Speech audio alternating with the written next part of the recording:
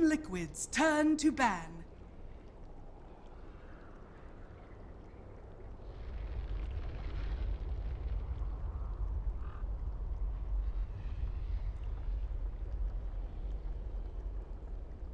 Ten seconds remaining. 5 seconds remaining. Reserve time.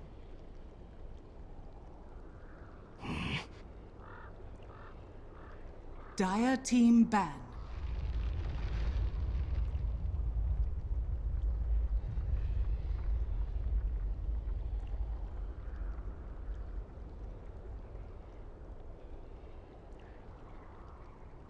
Ten seconds remaining. 5 seconds remaining. Reserve time. Team Liquid's turn to pick. I speak for the trees. Dire team pick. Invoker. Dire team pick.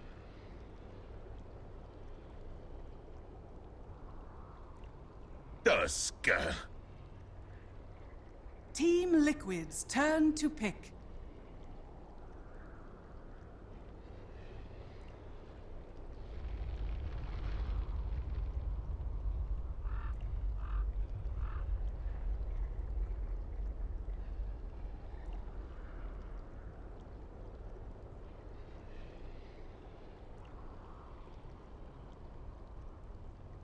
Doom. Team Liquid's turn to ban.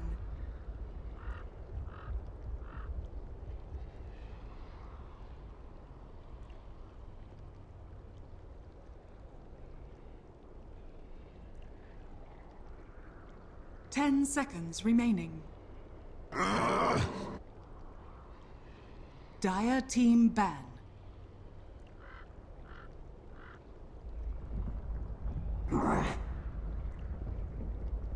Team Liquid's turn to ban.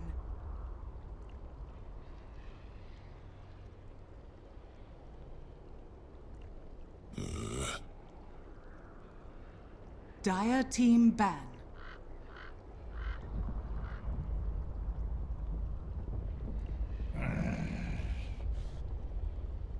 Dire team pick. Witch Doctor! Team Liquid's turn to pick.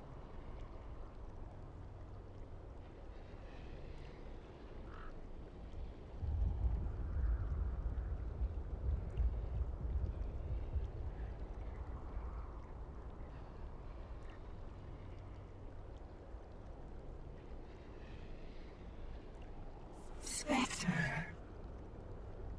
Dire team pick.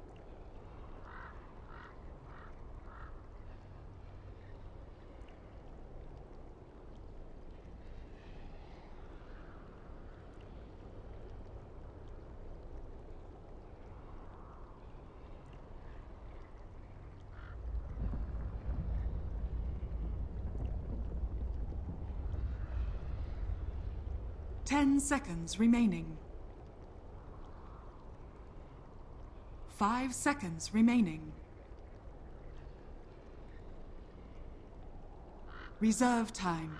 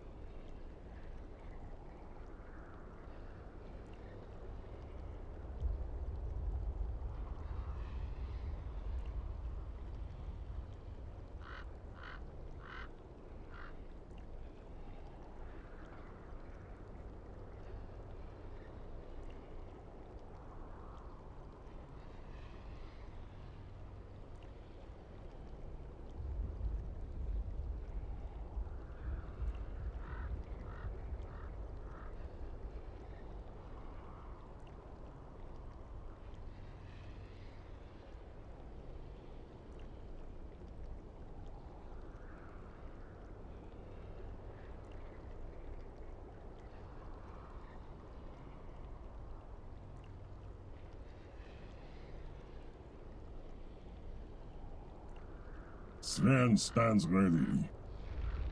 Team Liquid's turn to pick. Dire Team ban.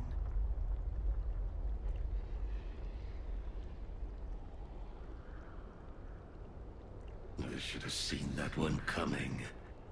Team Liquid's turn to ban.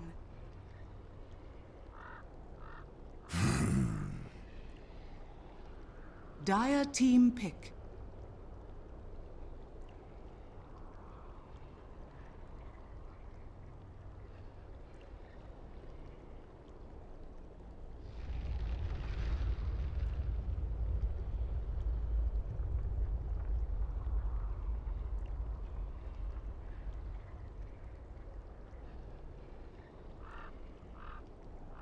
Ten seconds remaining. 5 seconds remaining.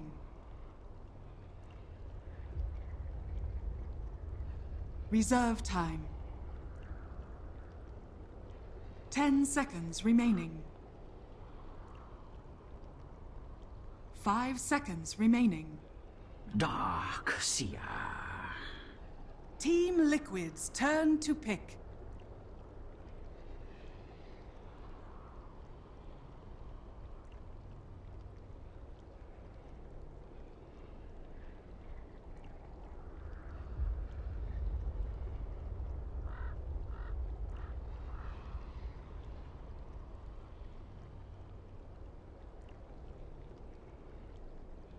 Ten seconds remaining. 5 seconds remaining. Rubik.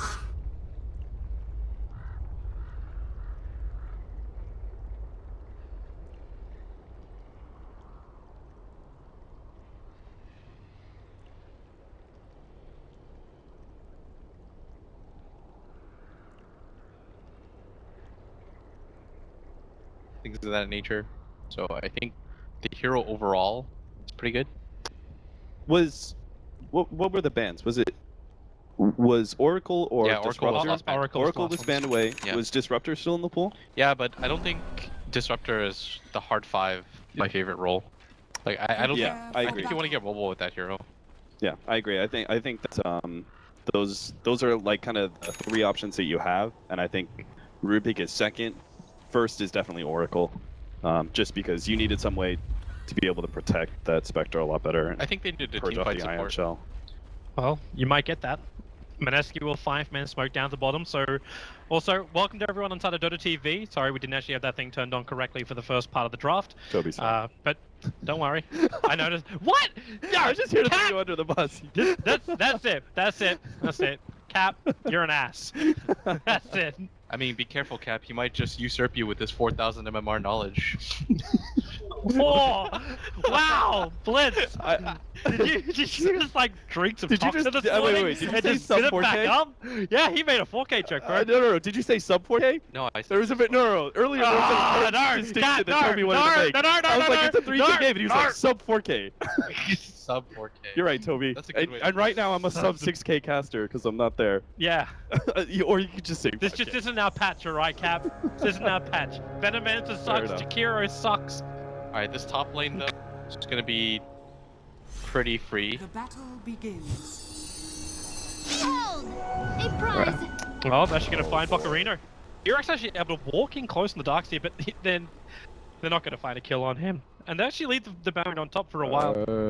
This is taking a long time, and that mid lane's pushing all the way out. It's fine. A bit like Ben-Hur will still get the experience for the first creep. When you're in this mid wave, by the way, for Fada, what you want to do is you want to double creep wave against the Invoker to try to force things out and make it hard for him, because it's really hard for heroes like Invoker to CS under your tower. Like, this is why Fada, you notice that he's immediately going for this. He's going to push the wave with the orb, give 1 or 2 right clicks, and make it hard for Ben-Hur to trade hits. And it also means that the puck gets a free first wave almost immediately. Yeah, that's a really good point, right? Yeah, he's going to orb into this. You just harass him as much as possible, and because later on in these levels you're not going to be able to take the matchup, right? It's okay for the most part. I think. But your biggest peak is like level 1, level 2, where you do what you're talking about. It's not even so much about harass. It's about manipulating the creep wave so that you can orb in with it, that you can apply pressure at the same time. Like every single time that the wave is pushing in, Fada sees the opportunity to shoot the orb. Oh. Watch bottom lane right now. They knew what was coming here. The Observer Ward has been scouting out Jules for a while. There's the fact that T-Rex actually has a pickup into the hoof stomp that Koro's got as a follow-up. So there is a potential combo here, but the Spectre is in no position to fight. Yeah, I think this is really nice. They know that the Tusk Darkseer is an incredibly powerful dual offlane, and the Doom isn't trying to be like rotating into the offlane like we were talking about during the draft, right? Is what Dooms usually do. Here, he knows he has to secure his safe lane first, particularly against a tough matchup. Even if it was Darkseer alone, you almost want to try and pressure, but especially because it's Darkseer and Tusk, like that combination has so much kill power that Doom's gonna kind of have to stay here, I think, for maybe even upwards to like 5-6 minutes, just because this lane is going to be able to put so much pressure on the Spectre. Yeah. But they are winning out on the other lanes. Like, you look towards the mid CS at the moment, like you were saying, like how much is going to be influenced. Like, Ben is going to have a hard time up against Sparta. Maybe he can get something back here with Cold Snap. No, he can't. Bottle charges are available. And Fada again will happy tree tango himself back into a good position. And even a Haste Rune is also can play around with Jules. Kuro doesn't actually have the mana for a Troll Trap, so this will just come down to Fada chasing down the back of that Haste Rune. Ben-Hur's not too healthy either. But it looks like they can be fine. There's the CS difference here in the mid lane. Like, Invoker's at 6-2, up against 11 for 1 puck, and Sparta, again, getting very aggressive onto the Invoker. Sort of think this is what Fada does best too. In the laning phase, he applies pressure on your mid laner and makes it so that you have to rotate heroes forward. He's not always going to be the flashiest guy, but mechanically and technically, he's very sound. But by being able to put that pressure, he's forcing Jules into mid lane because they need to keep the Witch Doctor atop to kind of keep the Furion in check, at least for the first 2 or 3 minutes. I think they should consider rotating the Witch Doctor out of that lane eventually, because once Sven gets like level 5, he deals with Nature's Prophet really well. And that's the big advantage of the safe lane Sven right now, is that he's just a solid carry. There's not many offlaners that put pressure on him. He's in fact better at dealing with some of the more problematic ones, like Broodmother or Furion, than most. So I think they really need to, at this point in time, keep the Witch Doctor as being kind of that rotating hero into mid to prevent Fada from running over Ben-Hur, and still keep that Tusk Darkseer dual lane. You have to make sure that Motabaman isn't getting too much out of his lane. Yeah, I really just like Mineski's idea of the Darkseer. I talked about it before the draft, and I said it was a really good pick, and I'm seeing it even more now just because the Spectre, he's had to burn through all of his regen already. And this is a lane that doesn't get easier as levels go on, just because once you've got 2 level 3 Ion Shells going off at once, it's really hard for anybody to survive, much less the Rubik. Rubik is one of those heroes that you commit a kill with all of his skill set. It's not really the best at harassing, just because he doesn't really have sustained damage. Bocarino is sensing there's a little bit of trouble coming towards him. He actually ran to the tree line and then straight back out again. He's still got Telekinesis available, and Nature's Prophet's TPing in as well. And Jules, well, he was considering some kind of snowball save, but at the end of the day, they just allow Kuro to just punch him down. That's going to be not only just 1 kill, potentially 2. Jules starts his snowball, looking over towards, but Tubberman looks to be the primary target here. Snowball's over, but with the Fade Ball damage, they just have way too much for them to survive, and this dual offlane of Mineski gives the kill, and yep. Ben-Hur's very low, and Fada, he's got control available as well. Interrupts, he puts the Cold Snap, and the Force Spirit's causing him problems. And the Invoker will win the 1-1 duel underneath the tier 1 tower. Fada getting a little too overconfident. At the same time, Prophet dies up on the top lane. So you lose your dual off lane, but you take out the mid and the off laner of Team Liquid. I want to talk about that bottom lane engagement real quickly, though. That was just really fast thinking there by Liquid. You know, they saw Jules pick up the Invis Rune, but they knew they could rotate their 2 supports into lane before the Tusk gets there, right? He's obviously behind them. So, you know, somebody had to make the call there. Like, Motabaman, you saw him, like, almost immediately throw the dagger as soon as the support started getting close. They realized this is our chance to actually put pressure on the Darkseer while the Tusk isn't there. Even if he does, we're going to be able to get a lot of damage. They actually ended up getting a full kill. You could also tell in that mid lane engagement, Fada wasn't sure if he could actually win that. Cold Snap's just so strong with the Fairy Fire bait out as well. Ben-Hur played that quite well. I'm really surprised that he went for that move, though. He was already doing really well in the lane. I don't think he was in any sort of position where he had to pressure that lane. especially when you commit the Dream Coil and don't get the kill, but he saw an opportunity that he felt like he couldn't pass up, and at bottom, Crow's gonna get gone on.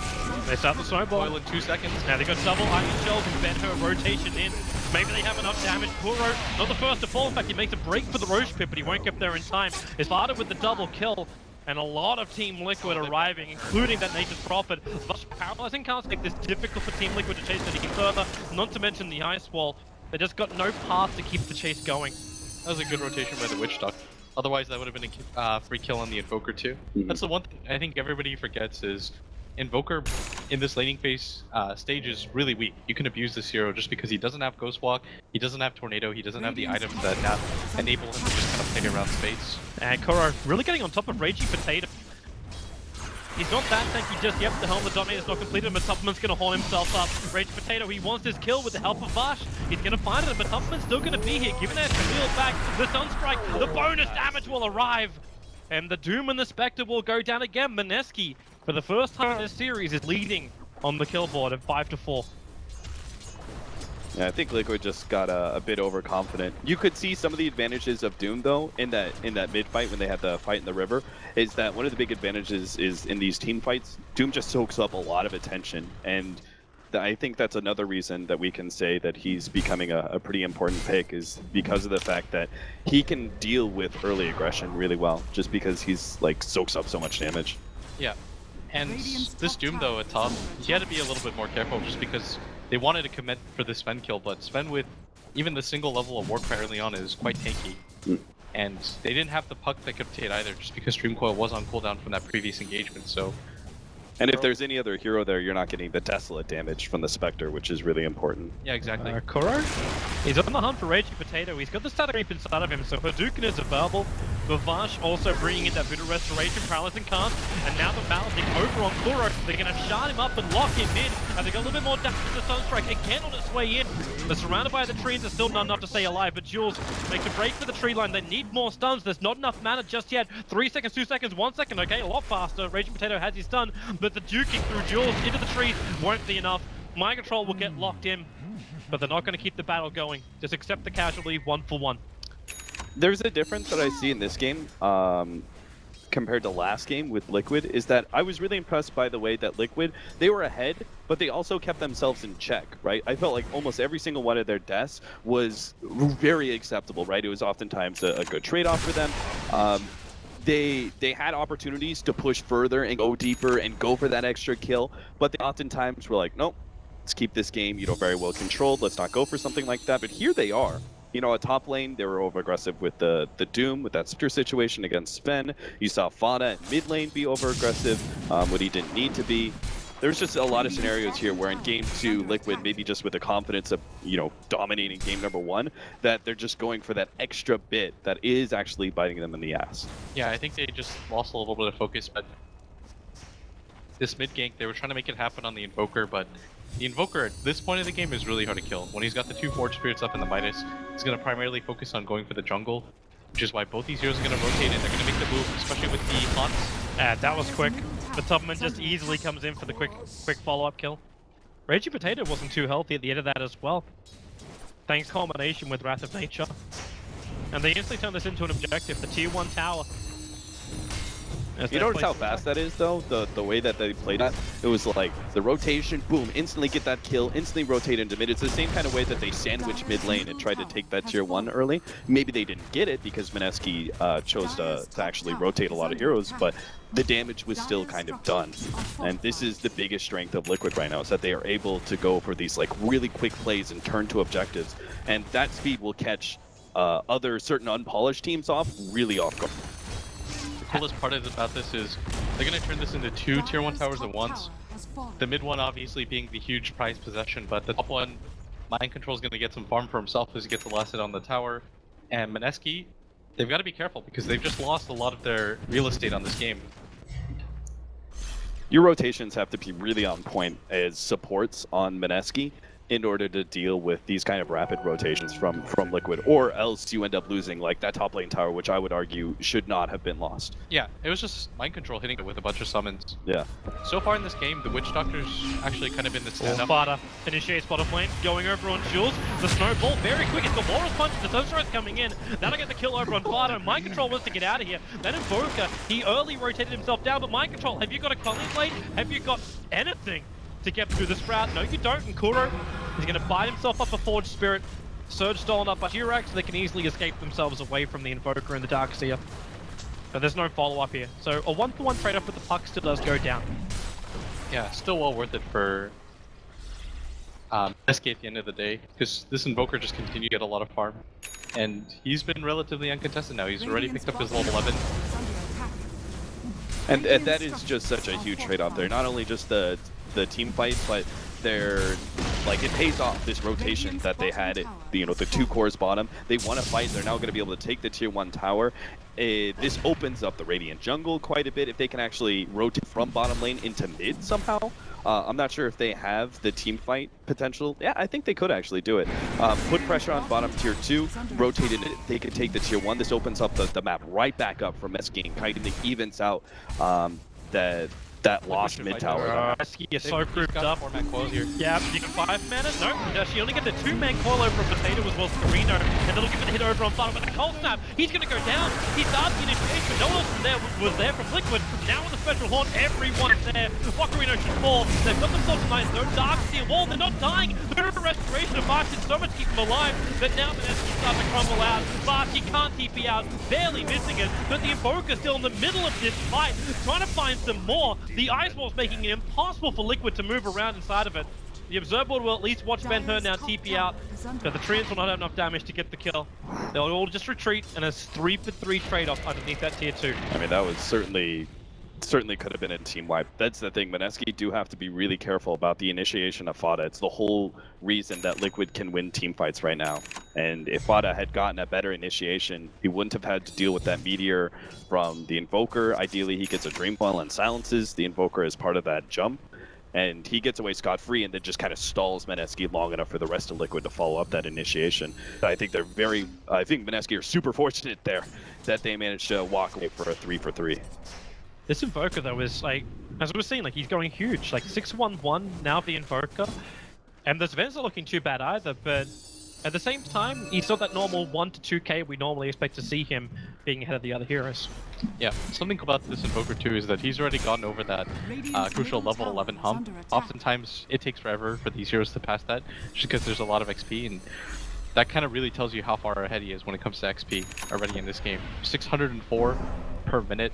The next highest on Liquid is barely at 400, 200 fully behind, and the Invoker's just going to continue to get ahead with that Midas.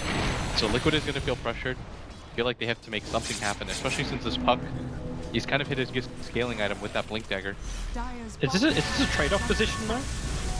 Like, Mineski's forcing down the mid lane, and you've got Mind Control as well as Mintupman attacking into the tier 1 tower. But they're both global heroes. The thing is, they don't have their Spectre ult, so it's unlikely one to fight. They took that bottom lane fight. That was kind of supposed to be their big engagement. They do win it as hard as they wanted to. If they can actually stall Mineski, that's a big win. If they can somehow chase them back via spam, but I just don't think Mineski would ever allow that to happen.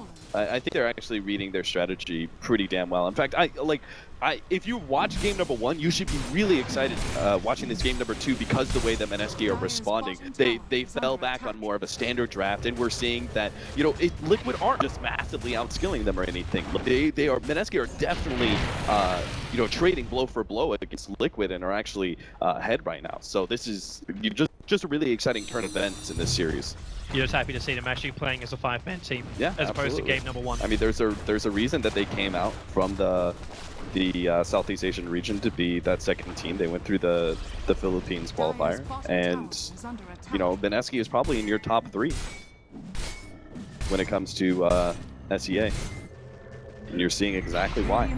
I think Liquid too, though, it feels like this is an outdraft just because of the laning phase. It was never going to go amazingly well for Liquid, especially with that bottom lane being contested so much. And like you said, they really couldn't afford to make those micro mistakes like at top when they lost 2 heroes for pretty much nothing. What was their offlaner that they banned? I'm not sure. Because Was it the Tidehunter? That's what Liquid banned. yeah, the Darkseer definitely puts more pressure on Spectre than Tide does, but I can see some of the reasoning why. Mineski is ready to defend this Liquid push on bottom. Liquid's getting to a point where there'll be a little bit more damage coming out. The Veil of Discord build coming from Fada as his second item after the Blink Dagger. Mind Control gonna go for the mech too. They realize the type of game that they're in now too. Is they kind of have to get into these engagements and they want to fight early. Especially when you have a mid laner that doesn't nearly scale as well. You do have the benefit of having this jungle Doom. And Doom is always going to be powerful against the Invoker, so why not just take fights? And this is kind of like the progression of the sort of the revolution that a Spectre experience was, that people realized, yeah, it's a lame hero, but you do have these really good timings that you should be fighting around. So when they do have the Spectre ult, they should be looking for fights, and I think that was just a general change of pace that team. Oh, they know the Roshan. Yeah, that Mineski just smoked underneath the Radiant Observer ward that was on the hillside. Kuro planted that one long time ago. So they're coming over to contest Roshan. He's only at half his life at the moment. But Tuskar sitting outside, so he's got to get a good sharp block. Now the Spectral Horn's going to come off. A nice pretty call keeps them all inside of Roshan. He's still down fairly low, but not enough to kill off. Back to be Fada, who's the first one to die for Tolman as the Spectral dagger himself up the hillside. Roshan and Mineski are still trying to pick the job here for the Fadeball, and the extra damage arriving from Mind Control. Roshan, he'll be actually ited up by the Scrap Arena. Too low. They pick up the man, throwing him on the hillside to allow Mind Control to finish him off. And this will now be Roshan going the way of Team Liquid. It looked for a moment when Puck went down that maybe Mineski had control of that fight, but now they're even just picking up the pieces. Jules getting caught out. He can throw ball, but it only delays the inevitable. He'll come back out of it and die very quickly after. You know, I was thinking as they went into the Roshan pit, you know, I know hindsight 2020 and all that, but as they went into the Roshan pit, I'm thinking, you know, isn't that play better if you're running like a 4-man smoke into the jungle and leave the Invoker to do Roshan? Like, that's one of the big advantages of Dire Side Invoker, is that, like, it's just stupid, but he's able to do Roshan solo in many ways. But with the way that Mineski ran that, it was, I mean, especially with the aggressive ward, but it was painfully obvious that they were doing something like Roshan, and this is exactly the kind of scenario that will allow Liquid to get, not back into this game, but secure a lead, which is... This game's been relatively even so far. I think what they really messed up on is, I don't think the Darkseer had to be inside the pit. Yeah. I kind of agree with the idea of putting both the Sven and the Invoker there, just because they wanted to take it fast. They thought they had a speed opportunity. It wasn't really like they were going to go for a fight. It was, they were looking for this off timing, you know, where Liquid wouldn't expect the Roshan. Sure. And that's all about speed, because against the Spectre, you want to get caught Roshing in the first place, but with the Darkseer being inside the pit and Fada getting the jump in, he pretty much sacrificed his life to get that silence off. Yeah. It delayed the Darkseer being able to get the wall off at the entrance of the Roshan pit, and then it just made things really difficult. On top of that, Jerex's positioning in that fight, along with Kuro's, was really good. They made it so that the Witch Doctor couldn't place his cast plus the high ground death ward, and Jerex with the lift onto the high ground pretty much sealed the deal there for Liquid. Yeah, you'll see many times lesser teams will like funnel into the pit to try and invade, but it's unnecessary for most supports to actually go inside the pit. They kind of always sat around the end, the exit of the Roshan pit, and just kind of were like, okay, you know, you can sit in there inside your Dream Coil, but you guys are just going to get peckered away until you die. Mineski faced the choice. One, if they can keep the Darkseer alive. But the Darkseer was a little bit too late. Now reality coming on the rest of Mineski's lineup with the paralyzing card actually stolen and thrown into Mineski. Doing a large amount of control work. They're still looking for another target. The Sunstrike, not enough to kill off Jirax. In fact, that illusion from the Darkseer wall, it was almost getting the kill until they smoke away from it. Obviously, no real hero.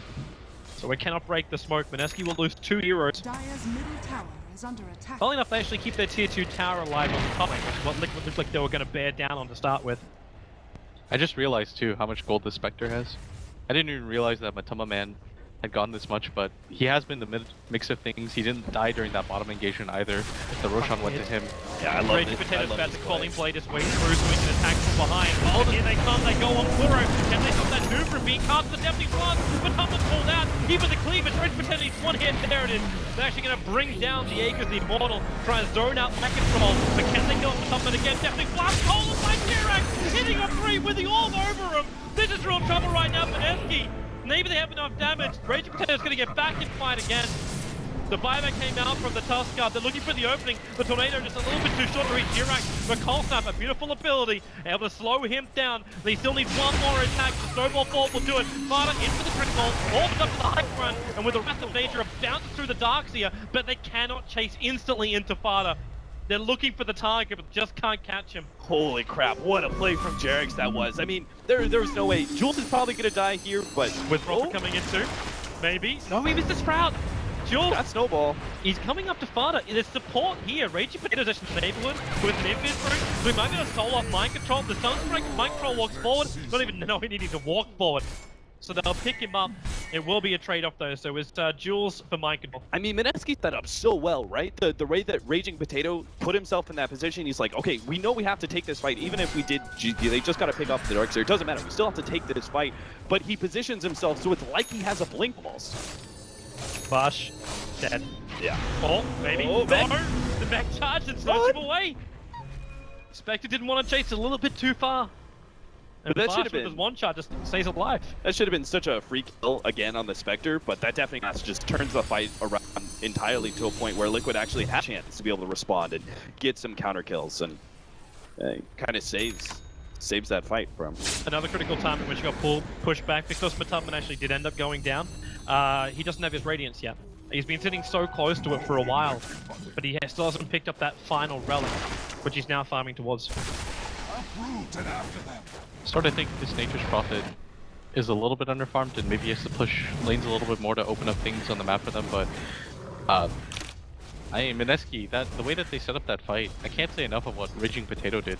It was kind of, I don't think I've seen a move like, just because usually this hero needs a Blink Dagger to be able to distribute that kind of damage, but with his team fight positioning, when he was behind them, they had no chance to respond, even with the Aegis. Like, Spectre as an Aegis carrier isn't necessarily the best hero, just because after his ultimate, the effectiveness of the hero goes down by quite a bit.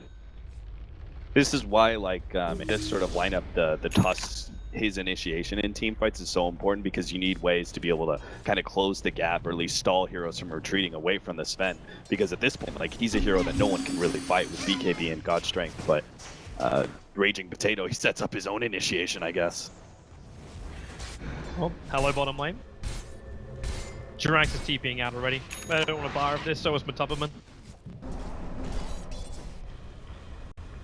Fada's about to get an Axe for himself. I think it's a really good pickup, especially against the Sven, who's going to have the BKB already available, and more importantly, I don't really think there's an item that this could go that would really do more for them in this position, especially with the Spec Haunt. Maybe he goes for a Hex, but I don't think that does nearly as much utility, and right now, when it comes to map positioning, it's kind of even. Mineski kind of feel comfortable to let Liquid funnel into them so far. And Liquid have been known to push the pace. They're immediately going to go for the smoke. Yeah, but look at him waiting.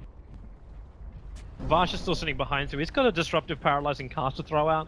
But the Aghanim Scepter also completed over on the Invoker. There's still a 9-second BKB on Sven. Another big thing about that mid fight. That was the first exposure of the 10-second BKB. He's now got a completed SMY on top of that. Going that over the Blink Dagger too.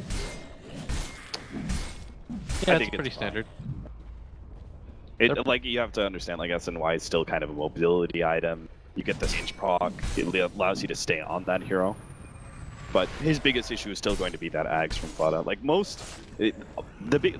oftentimes you see the reason that Sven is so dominant in the mid game is he's able to get this, like, critical peak in farm before the, like, 3 to 5 positions, or 3, 4, and 5, are able to get their, like, utility items, like Force Staffs or Ghost Scepters, that allow them to kite the Sven during that critical, like, God Strength BKB time. It's many cores usually going to be getting damage items or initiating items. They don't get, usually the team, something that allows them to kite the Sven, but the Ags is actually something that is kind of unique to purely this hero. It finally gives you something that actually stops the Sven. It's just kind of like one of those unique aspects. Sort of think Mineski, right now they're just getting outwarded. Like, there was at one point the perimeter set up by Liquid when it came to isolating out all the spots that they could go for at top lane. Mike throws it down the sprout, trying to prevent him from denying, but Here's a spectral hop. They find Vash. He's so low. And the silence from Fada lasted so long until he couldn't get a single ability off. No buyback for either the Tusker or the Witch Doctor. As with the Doom over on Raging Potato, there's nothing more he can do. He actually bought the Blink Deck, and there's no buyback for the counter Jet back either. And they lose the Invoker as well. The Deafening Blast. No, space created. They'll have to retreat themselves out of here. They did just take out the tier 2 tower, however. The tier 3 tower will be an option for them.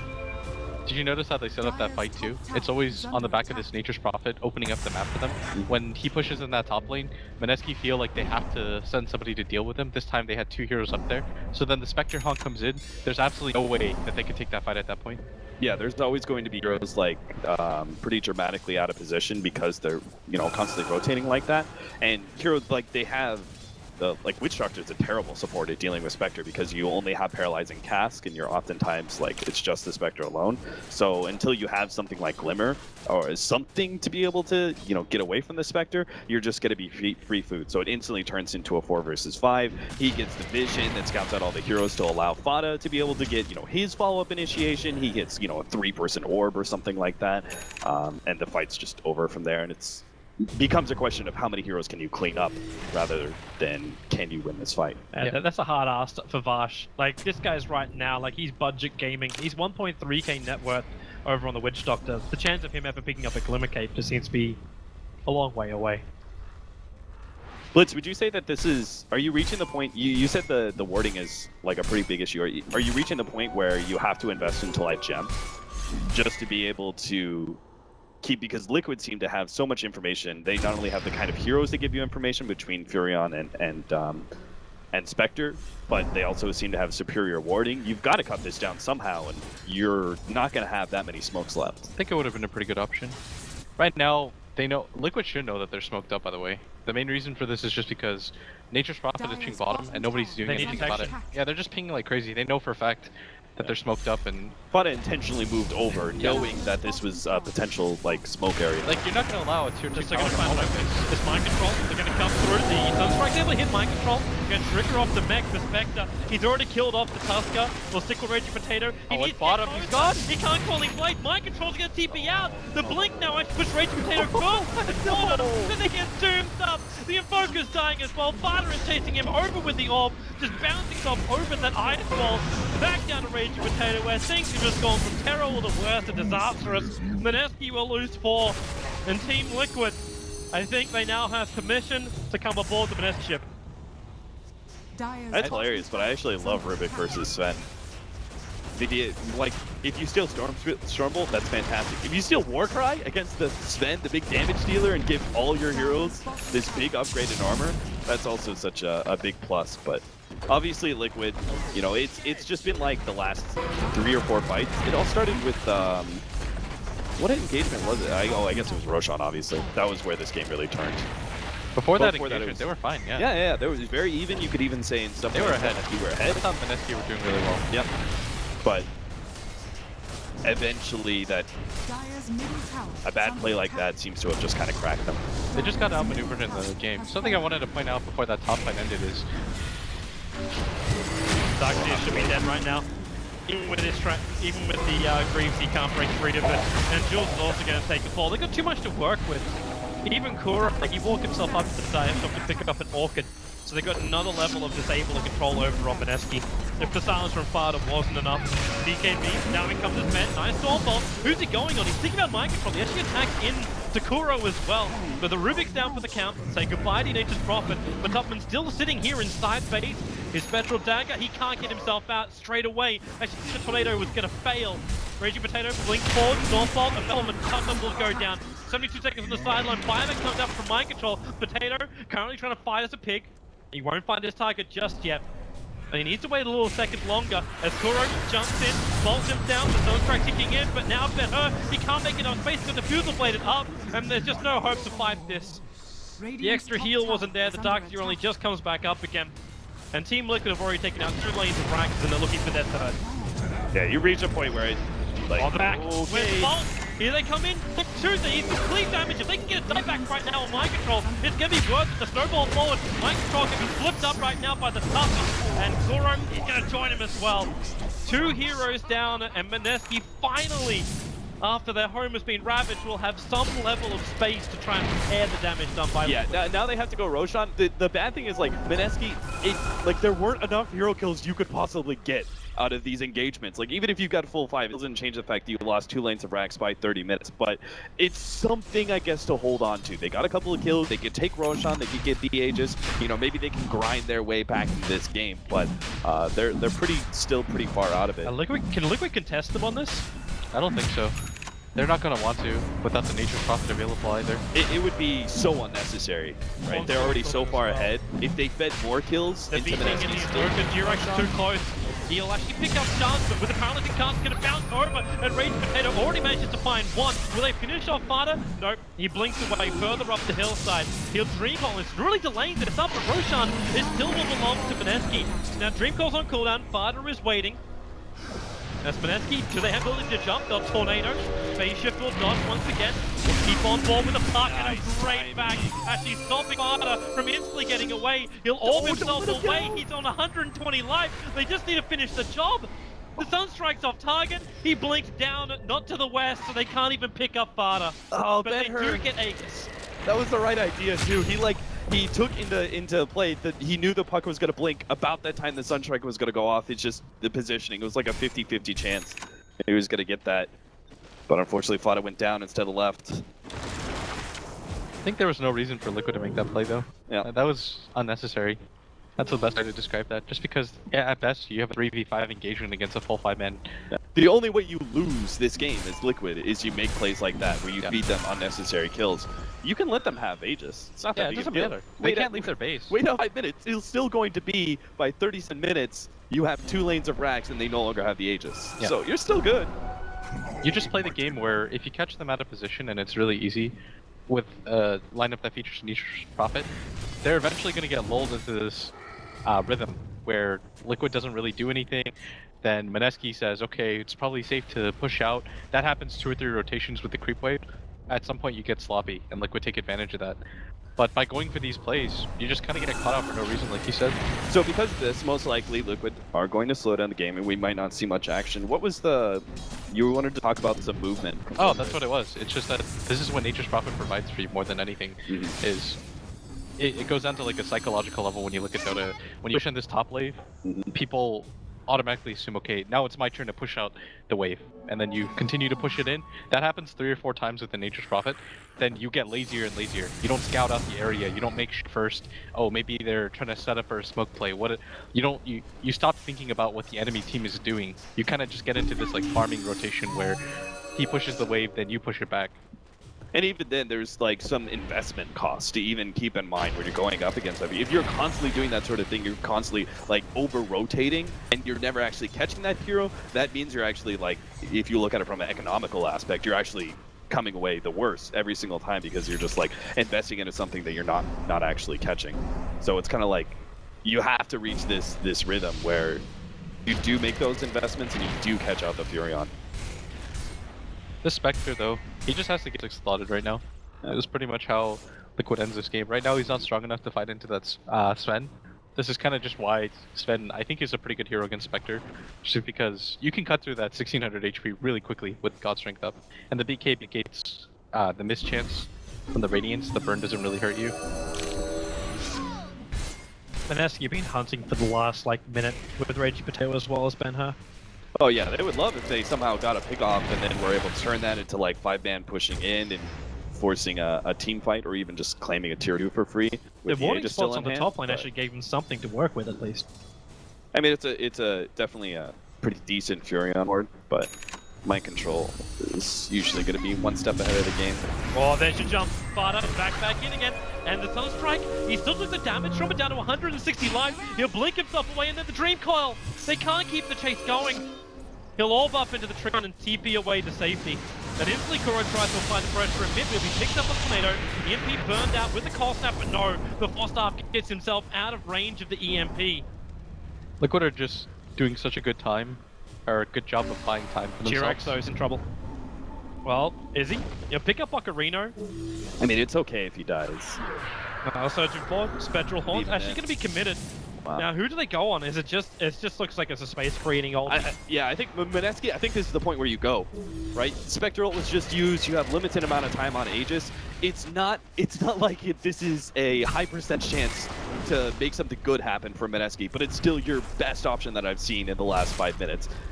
I think go time is now when the Spectre ult is down. You can't though. All 3 of your lanes are pushed in. Yeah, and so if they you have to leave your like base- try and push out the lanes a little bit, and then you think about going for the 5-man, but they didn't get the Rubik, so... They have 30 seconds left on Aegis. I sort of That's think their window. I think It's too late. this sounds like really unexciting, but Liquid, it's so hard for them to lose this game because all 3 lanes are pushing in at once that it makes it difficult for Mineski to make these moves. Like, okay, but here, watch bottom. Bottom lane pushes in, nobody's dealing with it. Mid lane, It's like a warning bell. Yeah. It's like, whoop, whoop, like you're pushing in that bottom lane, no one's responding, warning bells are going off for warning Liquid. bells picking off right now on Kuro's head. You've got Vada who can jump in, gets a double silence, stopping the instant attack, and the two, it will go off on the Invoker, but there's a lot of rest, a lot of Norman-esque players to follow up in the attack. But Tubman's going to try and move over. He's let him have the double damage rune, allowing him just to beat through one. He'll look for the Invoker with 2 attacks. This is just disastrous for Mineski. They're going to lose 4 heroes again. In fact, Jurek even with the meatball from the Invoker helps to get that kill. They've lost so many heroes. No buyback on Invoker or Sven. You know how you really can tell that Liquid knew that was a smoke scenario? You know how they all rotated into the high ground area? That was the first thing they did. And maybe they didn't expect like the full wraparound that like Kuro got initiated on, but they knew the general idea. They saw bottom lane. They're saying nobody's pushing this, guys. There's not even a Darks here, Shell or anything like that, and that usually just signifies for Liquid. You knew that it was coming just because they were peeing like crazy. They're like, there's obviously something happening right now. Nobody's defending this bottom push, and that's why it's so hard when you lose 2 sets of rest, because you always have to worry about this wave. They just keep that blink tag on cooldown now. That's all from Marshall. Do some good work with Tubman. Falls by the ice wall. He's going to go down. 103 seconds on the silence. Enrage rotate. Now he needs to do some kind of work, but he's losing life too quickly. Surrounded by Team Liquid. Then Hurry even dying up in his own fountain. With these sidebacks from Mineski, they just don't have the manpower to repel Liquid anymore. And that is a good game. Team Liquid will 2-0 out Mineski here in the first game of Group A. I think there are some okay things to talk about here for Mineski. I think if you're a Mineski fan, you should feel good about the fact that the first 15 minutes of this game, was it 15, 20 minutes, that Mineski were actually either even or ahead versus a team like Liquid. And we talked about the fact that, Liquid is if you look at the charts, maybe the #1 team, just purely for the fact that we know that they're a stable roster and we haven't seen anything from EG or Secret yet, that sort of thing. But you're talking about like one of the best teams in the world right now, and you were even, like, for a good amount of chunks